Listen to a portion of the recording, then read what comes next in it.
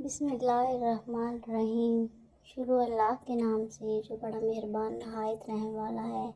السلام علیکم ورحمۃ اللہ وبرکاتہ۔ اسلامک سینٹر چینل میں خوش آمدید ویورز۔ آج کی ویڈیو ہے معاویہ بن یزید کی 40 دن کی حکومت کے بارے میں۔ تو آئیے چلتے ہیں ویڈیو کی طرف۔ یزید مرا تو اس کے بیٹے معاویہ بن یزید کو حکومت سونپ دی گئی۔ معاویہ بن یزید ایک نیک دل، خدا ترس، متروع، پرہیزگار اور ایک حق شناس انسان تھا۔ ہر وقت اس پر گریہ طاری رہتا اور وہ احساس ذمہ داری سے خدا کے حضور روتے رہتے۔ وہ کھلم کھلا کہا کرتا تھا کہ ہمارے والد نے بڑا ظلم کیا ہے اور جبراً حکومت قائم کر لی تھی۔ معاویہ بن یزید نے 40 دن حکومت کی۔ اس دوران اس کی خواہش رہی کہ وہ اقتدار حضرت حسین کے فرزند حضرت زین العابدین کے حوالے کر دے۔ ویورز، یزید کے 12 بیٹے اور 5 بیٹیاں تھیں، جن میں سے اسے اپنے بڑے بیٹے معاویہ سے بے حد پیار تھا۔ اس نے اپنے پہلے بیٹے کا نام اپنے والد کے نام پر رکھا تھا۔ اسی بیٹے کو یزید نے اپنا جانشین مقرر کیا تھا، اس لیے یزید کے اس بیٹے کو معاویہ ثانی بھی کہا جاتا ہے۔ یزید کو اپنے بیٹے معاویہ ثانی سے بے حد پیار تھا۔ اس کی تعلیم و تربیت بھی شہزادوں کی طرح ہی کی گئی۔ یزید چاہتا تھا کہ اس کا یہ بیٹا اس کا حقیقی جانشین بنے۔ یزید نے حکومت سنبھالتے ہی اپنے 2 بیٹوں خالد اور معاویہ کو اس وقت کے بہترین استاد عمر المقصوص کے مکتب میں 3 سال کے لیے بھیج دیا۔ شیخ عمر المقصوص بھی جانتے تھے کہ یزید کا جانشین معاویہ ہے، اس لیے انہوں نے اس کی تربیت پر خوب محنت کی۔ 61 ہجری میں جب واقعہ کربلا پیش آیا تو شیخ المقصوص کو بہت تکلیف پہنچی، چونکہ آپ کا دل محب اہل بیت سے تڑپتا تھا۔ اسی لیے آپ نے یزید کے ان دونوں بیٹوں کو عصمت اہل بیت سے خوب روشناس کروایا۔ ایک طرف کربلا کا واقعہ پیش آیا اور جگہ جگہ یزید کے خلاف بغاوت اٹھنے لگی۔ دوسری طرف معاویہ جو یزید کا جانشین تھا، اس کی تربیت ایک سچے عاشق رسول کر رہے تھے۔ واقعہ کربلا کے تیسرے سال 683 عیسوی میں یزید عبرتناک موت سے دوچار ہوا تو معاویہ ابن یزید 20 سال کی عمر میں تخت نشین ہوا۔ جیسے ہی معاویہ ابن یزید تخت نشین ہوا تو استاد محترم کی محنت رنگ لانے لگی۔ اس نے آتے ہی ساتھ ہی واقعہ کربلا کی تحقیقات شروع کروا دی۔ دوسری طرف مروان ابن حکم نے مدینہ سے دمشق کا سفر شروع کر دیا۔ بالآخر معاویہ بن یزید نے اپنے والد یزید کو سیدنا حسین کی شہادت کا ذمہ دار جانا اور اعلان کیا کہ میں ظلم کی اس کرسی پر مزید نہیں بیٹھ سکتا۔ جب مروانیوں بنو امیہ کے مشہور خاندان کو ان کے اس ارادہ کا علم ہوا اور سمجھے کہ حکومت بنو امیہ کے ہاتھ سے نکلنے والی ہے، تو انہوں نے کسی سازش سے معاویہ بن یزید کو زہر دے کر شہید کر دیا اور اقتدار پر مروان نے قبضہ کر لیا۔ عبداللہ ابن زبر نے مروان کو شام دھکیل کر زبردست سیاسی غلطی کا ارتکاب کیا۔ چنانچہ مدینہ منورہ سے جب مروان بن حکم شام پہنچا تو تمام اموی اس کے گرد جمع ہو گئے اور اکثر امویوں نے اس کے وجود کو غنیمتاً جانا اور باہمی مشورہ اور رائے کے بعد دوسرے 2 خلافت کے دعوے داروں کی بجائے مروان بن حکم کو ہی 683 عیسوی میں اپنا خلیفہ چن کر اس کی بیعت کر لی۔ قبیلہ بنو قسن نے امویوں کے اس فیصلے کو تسلیم کرنے سے انکار کر دیا۔ چنانچہ مروان اور حمان عبداللہ بن زبیر کے درمیان معرکہ پیش آیا، جس میں بنو قسم کو شکست ہوئی اور اس طرح عبداللہ ابن زبیر کی قوت کو پہلی کاری ضرب لگی۔ معاویہ بن یزید خلافت سے دستبردار ہونے کے بعد زیادہ عرصہ زندہ نہیں رہے، بس 40 دن زندہ رہے اور 18 یا 21 سال کی عمر میں 46 ہجری میں اقتدار کے بھوکے بھیڑیوں نے انہیں موت کے گھاٹ اتار دیا۔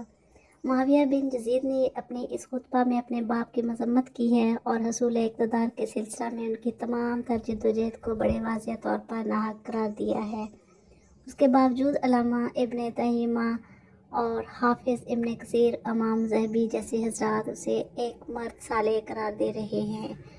بہرحال اساتین علماء امت کا معاویہ کو مرد صالح قرار دینا ان کے حق میں ایک بہت بڑی شہادت ہے۔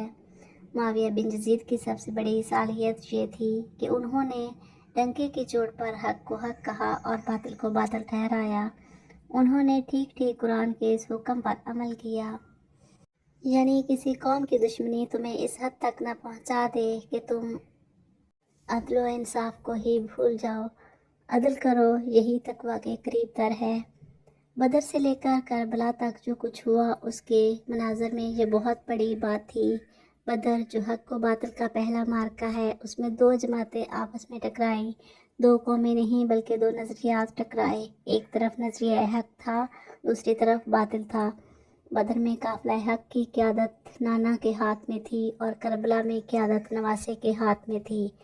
جبکہ بدر میں باطل کی قیادت ابو جہل کے ہاتھ میں تھی تو کربلا میں باطل کی قیادت یزید کے ہاتھ میں تھی۔ بدر کے بعد باطل کی قیادت یزید کے دادا ابو سفیان کے ہاتھ میں آئی اور اس کے بعد احد سے فتح مکہ تک سب جنگ اسی بدر کے تناظر میں ہوئیں، جس میں باطل کی قیادت یزید کے دادا ابو سفیان نے کی۔ یہ محض دو خاندانوں کی لڑائی نہیں بلکہ دو عقائد اور دو مختلف نظریات اور دو الگ الگ تصور زندگی کے مابین حق و باطل کے مارکے تھے۔ بدر میں جو 70 کافر مارے گئے اور ان میں سے اکثریت کی گردنیں امام حسین کے والد علی بن ابی طالب کی تلوار سے کٹی تھیں۔ اسی لیے قریش نے ہمیشہ حضرت علی کے خلاف متحدہ محاذ کھڑا کیے رکھا۔ سانحہ کربلا کے بعد یزید کے متعلق ہمیں یہ روایت بھی ملتی ہے، اس نے کہا تھا کہ آج میں نے بدر کا انتقام پورا کر دیا ہے۔ ان تمام حالات کو ذہن میں رکھیے اور پھر جناب معاویہ بن یزید کا اپنے باپ کے اقتدار کو خلاف حق کہنا اور اقتدار امام زین العابدین کے حوالے کرنے کی خواہش کرنا، اپنے باپ کی مذمت اور امام حسین کی تحسین کرنا دراصل سورۃ مائدہ کی مذکورہ آیات کی عملی تفسیر تھی۔ قرآن نے کہا تھا، اے ایمان والو، اللہ کی خاطر انصاف کے ساتھ گواہی دو، اگرچہ وہ تمہاری اپنی جانوں، آبا و اجداد اور قریبی عزیزوں کے خلاف ہی کیوں نہ ہو۔ اگر آپ معاویہ بن یزید کے خطبہ پر غور فرمائیں تو اس کا ایک ایک لفظ خدائے بزرگ برتر کے اس حکم کی عملی تصویر تھی۔ اپنی حکومت کے 40ویں دن جب اس نے کربلا کی تحقیقات کر لیں تو معاویہ بن یزید نے دربار سجایا اور تمام اموی خاندان کو مدعو کیا۔ وہ ممبر پر چڑھا، حمد و ثنائے اللہ جل شانہ اور نعت سرور انبیاء علیہ الصلوۃ کے بعد اس نے کہا، خلافت اللہ تعالیٰ کا مضبوط آئین ہے اور خلفائے باصفہ کا حق ہے۔